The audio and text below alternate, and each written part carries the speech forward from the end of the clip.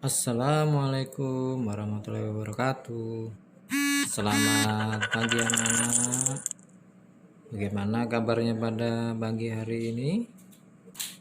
Semangat untuk belajar bersama Bapak dengan materi pada hari ini adalah materi yang terdapat dalam buku bab 1 untuk kelas 7 semester 1. Waalaikumsalam warahmatullahi wabarakatuh. Selamat pagi Bapak. Semangat, semangat, semangat.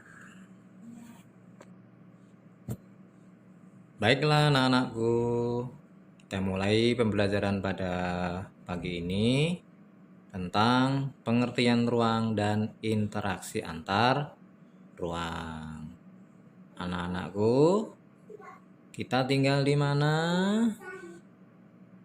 Ya, kita tinggal di dalam alam semesta yang bernama bumi.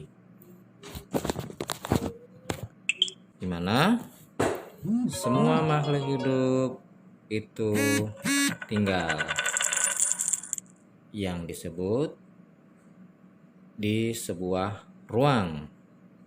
Apakah ruang itu? Ada yang tahu? Ya, ruang adalah tempat di permukaan bumi, baik secara keseluruhan maupun hanya sebagian yang digunakan untuk tinggal. Ruang mencakup apa saja, anak-anakku? Yang bisa jawab? Saya Pak. Ruang mencakup perairan yang ada di permukaan bumi, laut, sungai, dan danau. Dan di bawah permukaan bumi ada air tanah sampai kedalaman tertentu. Ruang juga mencakup lapisan tanah dan batuan sampai pada lapisan tertentu yang menjadi sumber daya bagi kehidupan. Berbagai organisme atau makhluk hidup juga merupakan bagian dari ruang. Dengan demikian, batas ruang dapat diartikan apa coba?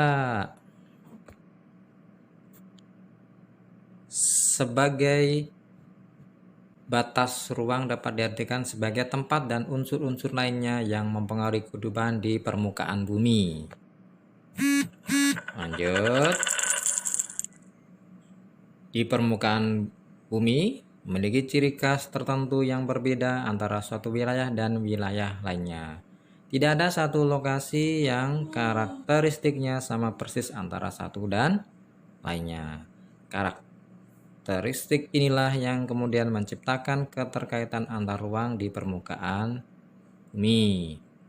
Indonesia sebagai suatu wilayah di permukaan bumi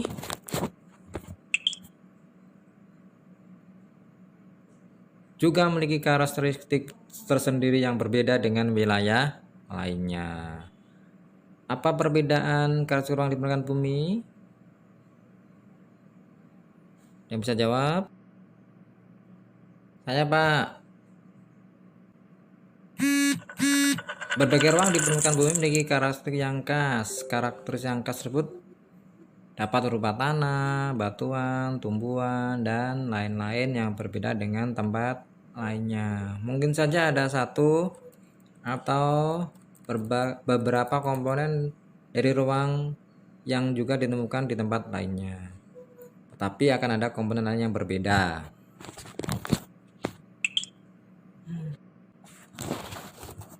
Perbedaan karakteristik ruang tersebut menyebabkan adanya interaksi antar satu ruang dengan lainnya. Karena setiap ruang membutuhkan ruang lainnya untuk memenuhi kebutuhan hidup. Contoh, wilayah pegunungan umumnya merupakan penghasil sayuran, sedangkan daerah pesisir menghasilkan ikan. Penduduk daerah pantai membutuhkan sayuran dari daerah pegunungan dan sebaliknya. Penduduk daerah pegunungan membutuhkan ikan dari penduduk daerah pantai. Kedua wilayah kemudian saling berinteraksi melalui aktivitas perdagangan. Ada berapa kondisi saling bergantung yang diperlukan untuk terjadinya interaksi keuangan? Yang bisa jawab? Saya Pak. 1. Saling melengkapi atau disebut complementarity. 2. Kesempatan antara atau intervening opportunity. Ketiga, keadaan dapat diserahkan atau dipindahkan, transferability. Jelaskan Pak ya. Saling melengkapi adalah kondisi saling melengkapi terjadi jika ada wilayah-wilayah yang berbeda komoditas yang dihasilkan. Misalnya wilayah A merupakan penghasil sayuran, sedangkan B penghasil ikan. Wilayah A membutuhkan ikan, wilayah B membutuhkan sayuran. Jika masing-masing memiliki kelebihan, maka wilayah A melakukan interaksi dengan wilayah B melalui aktivitas perdagangan atau jual beli.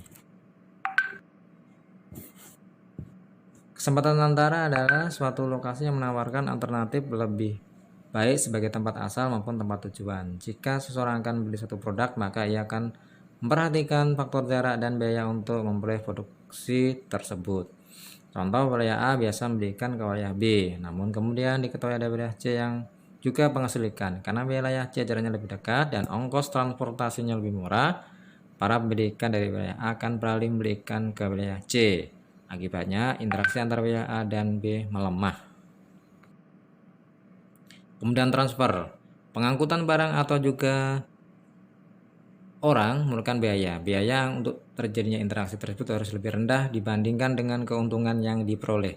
Jika biaya tersebut lebih tinggi dibandingkan dengan keuntungannya, maka interaksi antar uang tidak akan terjadi. Kemudian transfer dan biaya yang diperlukan juga sangat tergantung pada ketersediaan infrastruktur yang menghubungkan daerah asal dan tujuan. Jalan yang rusak dan sulit untuk dicapai akan mengurangi kemungkinan terjadinya interaksi karena biaya untuk mencapainya juga akan lebih mahal. Sebagai contoh, seseorang akan menjual sayuran dari wilayah A ke wilayah B, namun jalan menuju wilayah B mengalami kerusakan sehingga tidak bisa dilalui. Akibatnya orang tersebut tidak jadi menjual sayuran ke wilayah B.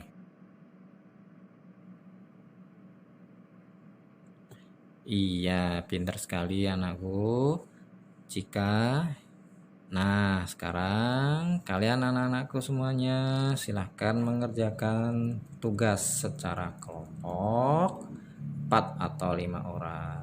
Yang pertama, pertanyaan adalah pergilah ke toko swalayan atau pasar yang dekat dengan tempat kalian tinggal.